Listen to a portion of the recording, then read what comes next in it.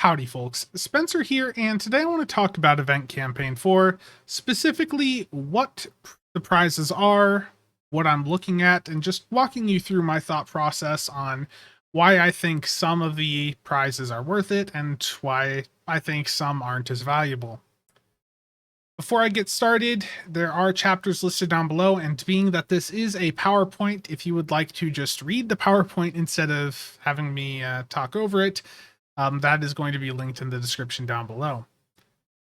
So I want to start off by talking about how I finished the event campaign early, and I've talked about this in prior videos, but I'm getting asked about this quite often, so I'll just mention it again.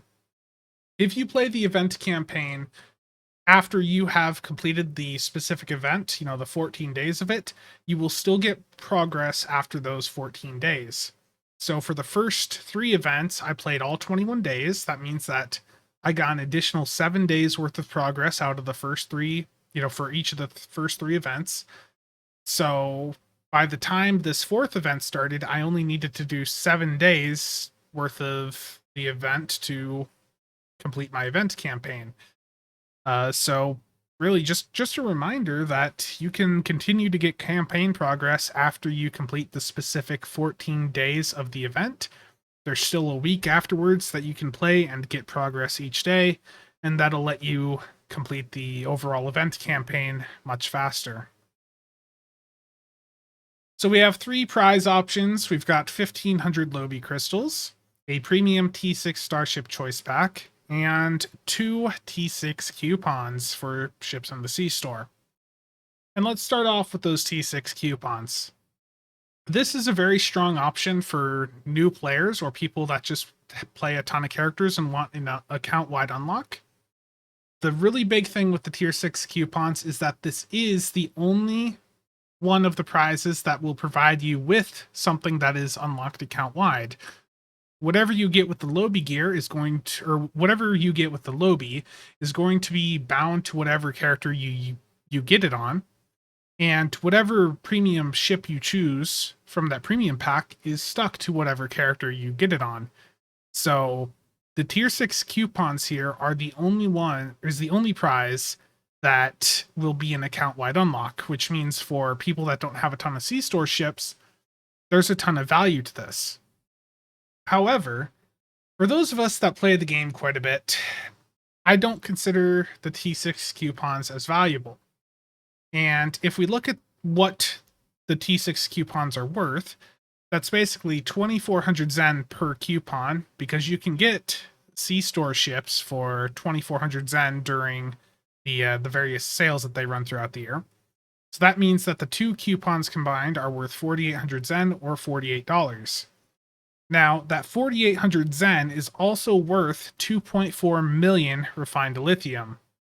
And I know not everyone is a fan of the dilithium grinding, especially given the 500 to 1 dil to Zen ratio right now on the market on PC, but it is still something that you can do.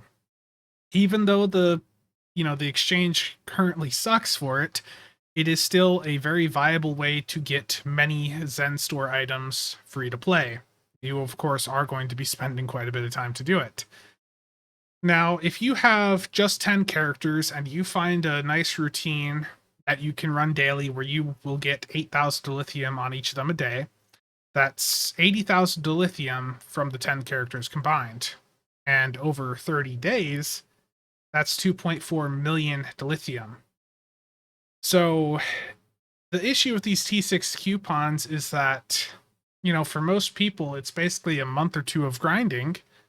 And it's something that they can do at any point. They don't have to wait for an event. You can grind your dilithium whenever. It's something that I think is fairly accessible to people that play this game quite a bit. I don't think it's that difficult to grind dilithium up, especially if you're using multiple characters. If you're using just one character, of course it's going to suck, but the way the system is designed is for you to grind dilithium on loads of characters. So 10 characters at 8k a day, 80k dilithium refined daily, I think that's pretty decent, and I don't think that's that difficult to do for somebody that is actively playing STO as their main game. For just to add in a reference point, when I was doing contraband on 50 plus characters, that was 2,000 dilithium a day per character on the 50 characters, and that took 15 to 20 minutes total per day. So that was 100k dilithium refined daily in 15 to 20 minutes. So for the 10 characters, I don't think it's going to take that long if you're doing just contraband and admiralty. If you figure out a good routine there, like I said, it shouldn't be that difficult. So that heavily devalues the T6 coupons to me because I don't have an issue with dilithium grinding, and I think that if you're really playing this game long term, figuring out a good way to get dilithium built up is something that's just going to be beneficial to you long term. The other factor that I have to consider for myself is that I have the lifetime subscription, and I know many of you listening also have it. With that, every month we get a Zen stipend of 500 Zen. And a lot of people will go out and just use this Zen right away, convert it to dilithium, whatever. They'll just burn it right away. However, if you don't do that and you save it up, basically every 6 months you're getting 3,000 Zen, and you could just buy a C-store ship outright without waiting for a sale. So you're basically getting 2 T6 ships a year from the C-store just by having the lifetime membership. And between that and the fact that the lithium grinding is not that big of a deal to me, I just don't value these T6 coupons that highly and will not be choosing them. Now, the next option is 1,500 Lobi crystals, and the thing about Lobi is that it's stupidly expensive to acquire. I've got it noted here that you would need 278 lockboxes to get this much Lobi, and that's almost $300.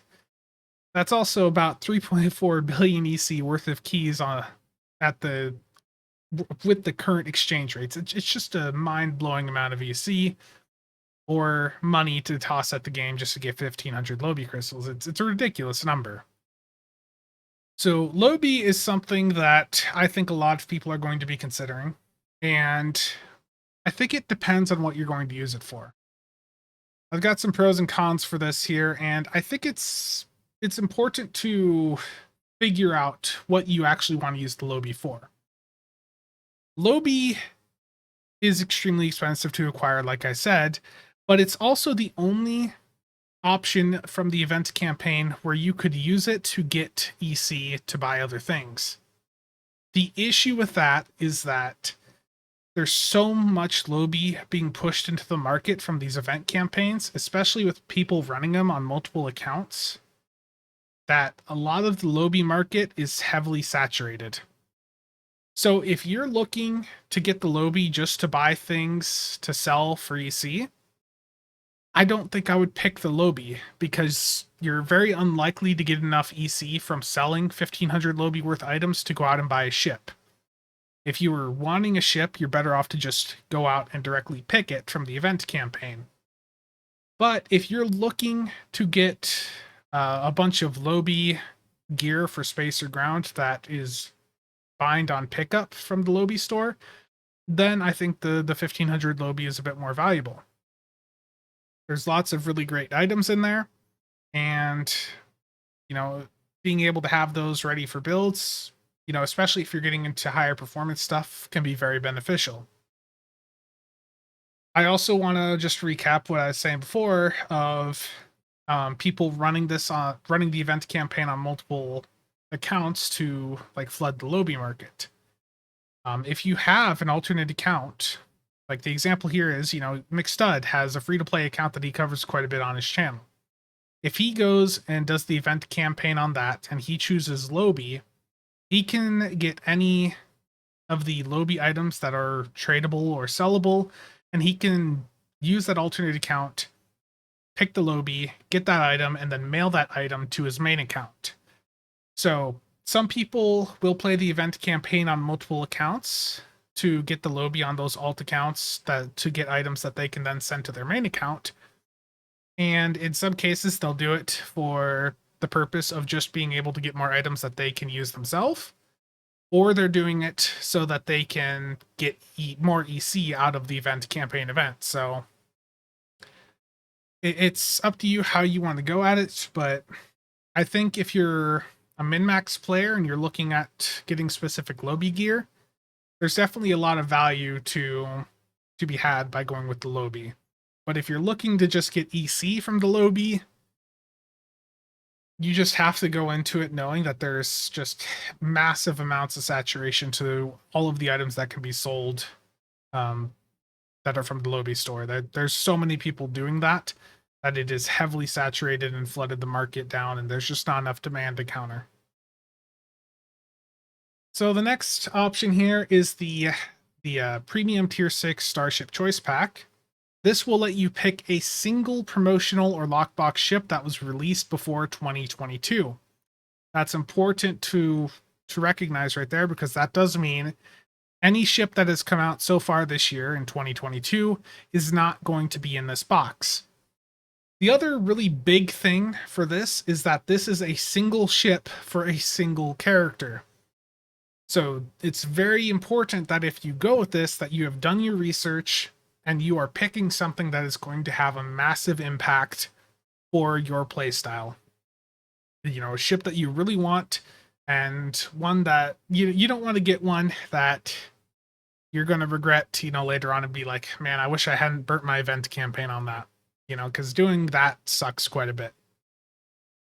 Now, for the value of this, the most expensive ships on PC are the promotional ships, and they are valued at about 1.7 billion EC right now. You'll often see these selling via trade channels in the game or on the trade channels that are on the various Discords. For example, there is actually a trade channel over on the Builds Discord also, and I don't know if there's any listings for ships recently, but yeah, there's some people looking for lockbox ships, but there will occasionally be people looking for promo ships. So there's loads of Discords that have trade channels. There's also a subreddit for trades, so just keep an eye on everything. And I covered in a recent video that you would typically be looking at paying about or upwards of $100 for a promo ship, and any of the lockbox ships are going to be cheaper than that. So basically the premium tier 6 Starship Choice Pack has a max value of about $100. So twice that of the tier 6 coupons, and about a third of what the Lobi is worth. So why would you pick a ship over the Lobi or the T6 coupons? Well, STO is a sandbox, and like I've written here, the ships are the content. With how the game is going and how it has went over the past few years, I think it's quite clear to a lot of people, especially you hear Cryptic, I think it was on the recent TED Forward, Borticus said he's just jam-packed with working on new ships. Ships are the content in STO. Ships are what make them money. STO went down the path of monetizing via ships rather than monetizing via content like a game like SWOTOR would have done. So ships are the content in STO, and there's various reasons you're going to go after one. The first reason is because it's a model of a popular canon ship, like all the lower decks fans going nuts for like the California class or the Parliament or the Cheval, or all the people that are just now going nuts for the Stargazer that just came out. People are going nuts for these ships just because, it's something from the TV shows or the movies. The other reasons are, the ship itself performs very well from a meta point of view, or it has a console or trade on it that is, impactful to a playstyle or the meta. And for me, the way I look at the premium T6 choice pack here is, I want to, if I get a ship from this, I want it to be a ship that is extremely hard to obtain normally and will actually have an impact on my gameplay.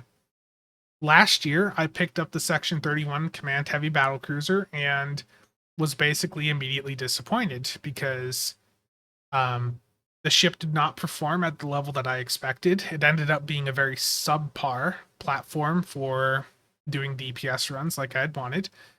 So I just ended up not using it. And, that made me this year, like, I'm doing a bit more research before I pick a ship that I would want if I go that way. Because I don't want to have the same thing happen where I feel like I wasted my event campaign box like I did on the Section 31 last year. So, I want to make sure that the ship is actually going to be something that will have an impact to me. If a ship is available in a C-Store bundle, a Muds pack, has a legendary version, or is readily available from the exchange, I'm also not going to consider it that much. When it comes to a Muds pack, you can always grind the dilithium up to get a pack like that, or wait for, a nice sale during like Black Friday or something. So if it's a ship that's available from a source like that, especially a Muds pack where it would be unlocked account wide if I got it through that pack, I'm not going to consider it from the event campaign, just because I know that I can just get it on account unlock through that Muds pack. Likewise, if there's a legendary version, with the example I have here is the Discovery Miracle Worker Flight Deck Carrier. There's a legendary version of that in the 10th anniversary pack that gives me the trait and console from it. Yes, I have the legendary one is temporal instead of Miracle Worker, but for most people, they just care about the ship model.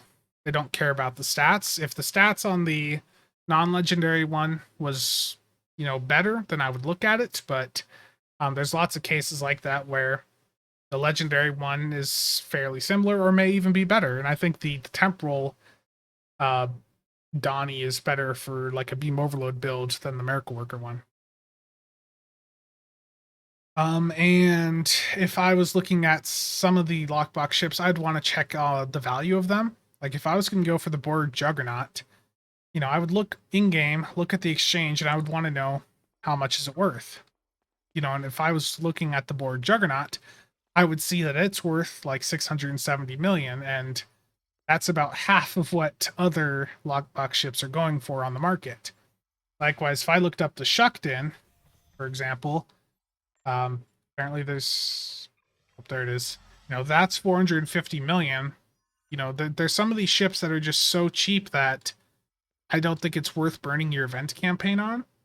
And when it comes to something like the Shuckden, you gotta do your research, because the Shuckden, for example, is available from this Star Trek Adventures Alpha Quadrant sourcebook.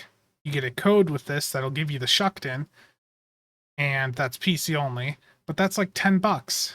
So, why would you want to get or burn your event campaign on something you can go get a code for that'll cost you $10? So, you do your research and make sure it's a ship that's not available easily through other sources.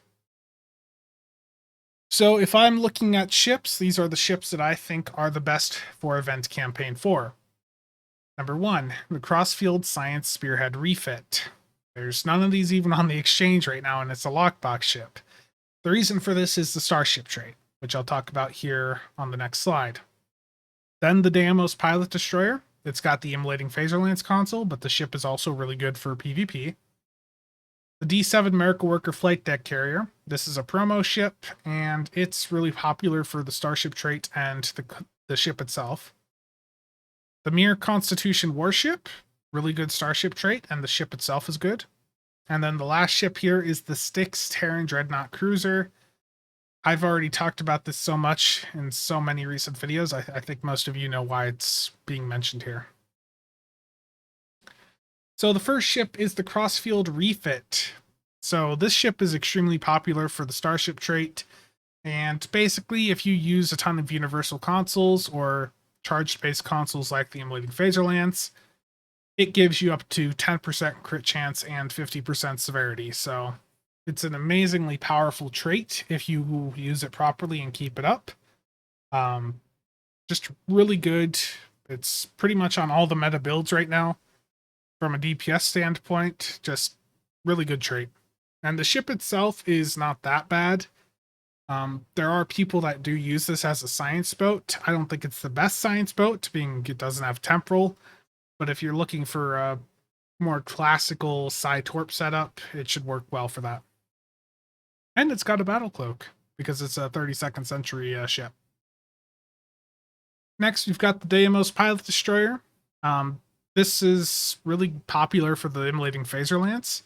This is, I've joked about this. This is the only phaser lance in the game that is any good because it's the only one that does damage. And I've got a picture from a parse. This is actually from my current record parse in ISC. So on a tort boat with no weapon power, this console did 68k in my current record run. Your performance with the console is going to vary. I have seen people use this on phaser CSV builds before and get like 100k out of it.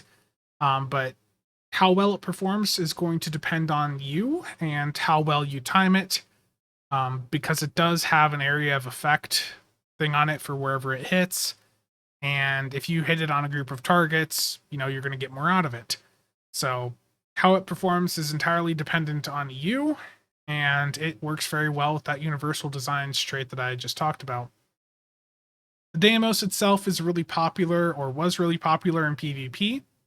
It's got very similar stats to the legendary Jem'Hadar attack ship, and I think a lot of people have actually moved over to the legendary bug ship. But they both did really well in a dogfighting role in PvP, so for those of you that care about that, that's a good bonus to it. The ship will work fine in PvE, but the console is the big thing from the ship. Next up is the D7 Merrick Worker Flight Deck Carrier. So this ship is popular because it's got 2 hangar bays and has a bridge officer layout that is going to allow for a decent directed energy weapons based platform like fire at will, beam overloader, cannon scatter volley to work well as a platform for any of those build types. It's got a commander engineer with Merrick Worker and a lieutenant universal with command. So that lieutenant universal command means you're not really going to get much out of the command seat. But, for those of you that like Merrick Worker and you like to have the 2 hangar bays, this is a good ship for you. And it's also got a battle cloak. The big reason this ship is even on the list, though, because I don't care about the Merrick Worker part, is the trait, the Ruin of Our Enemies. Every time you defeat a foe, you're getting plus 3% all damage. This stacks up to 100 times, and every time you get another stack of it, it refreshes the duration on all the stacks. So this trait is insanely powerful if you use it properly. You have to be able to kill a lot of targets very quickly. After you have built up a stack, you have 20 seconds to kill another target to get the next stack to refresh the duration. The issue with this is that you have to be the one to land the killing blow on the target.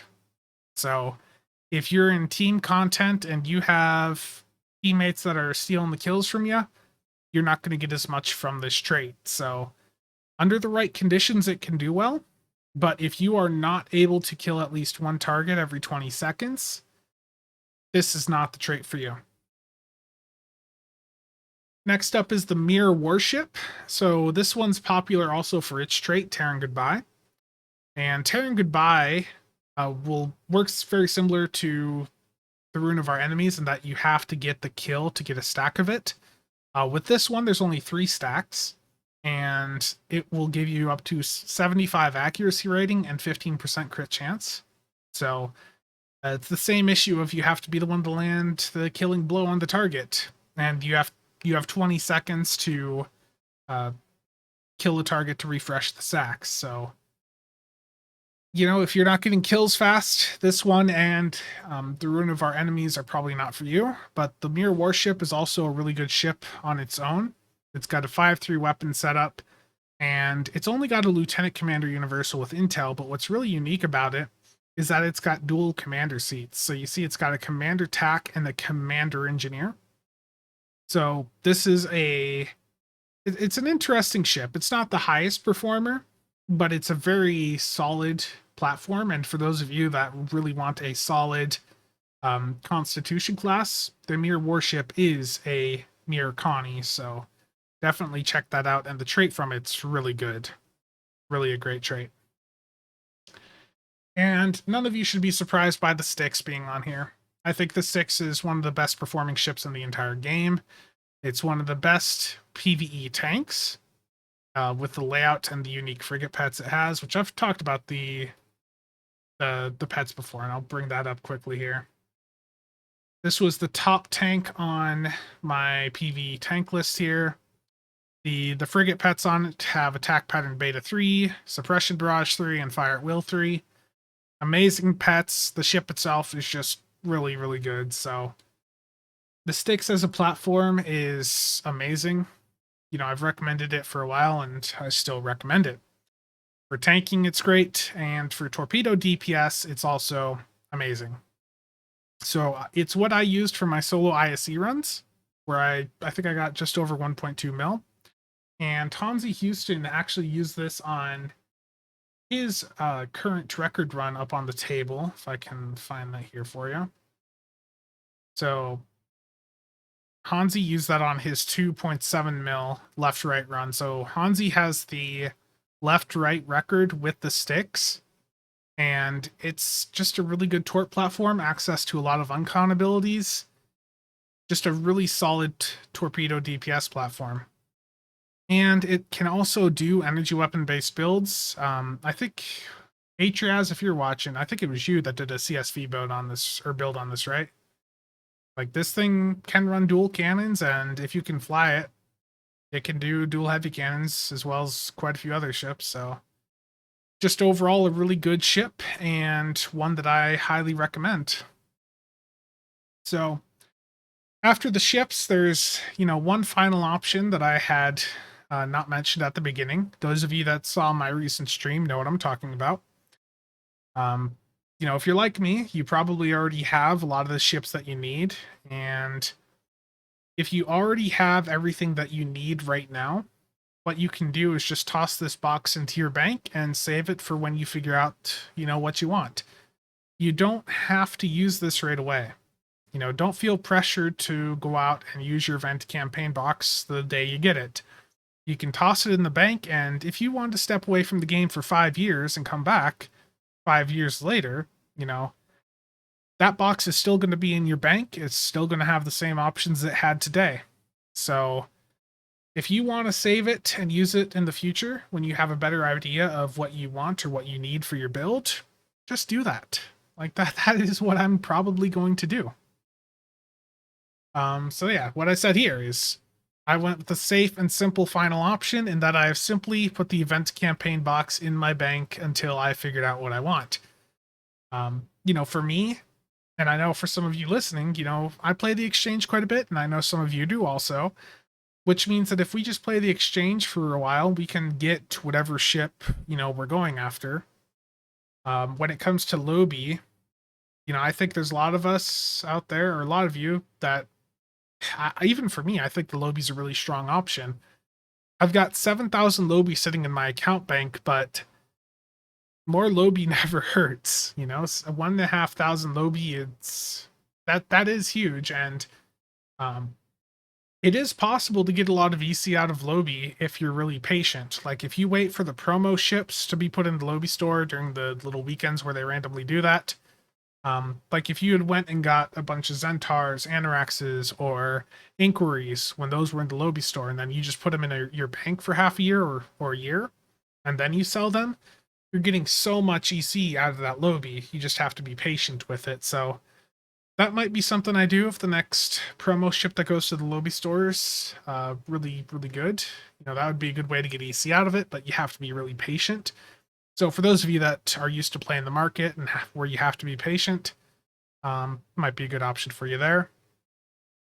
And when it comes to the T6 coupons, I already talked about, you can just grind up dilithium for that, or if you have the lifetime, you can just wait for your membership stipends to give you enough Zen to get a ship. So yeah, just tossing the ship into my bank is, I think, the best option for me.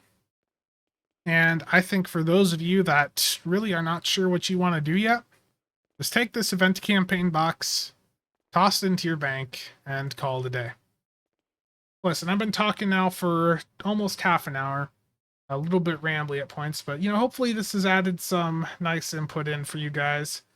For those of you that were unsure about some of the choices out there, maybe this has helped you out. But if you have any questions or comments, feel free to leave them down below and I'll get back to you when I can. Once again, thank you to all channel members for the continued support. Next video should be out Wednesday. But that's going to be it for today. Thanks for watching. See you guys next time.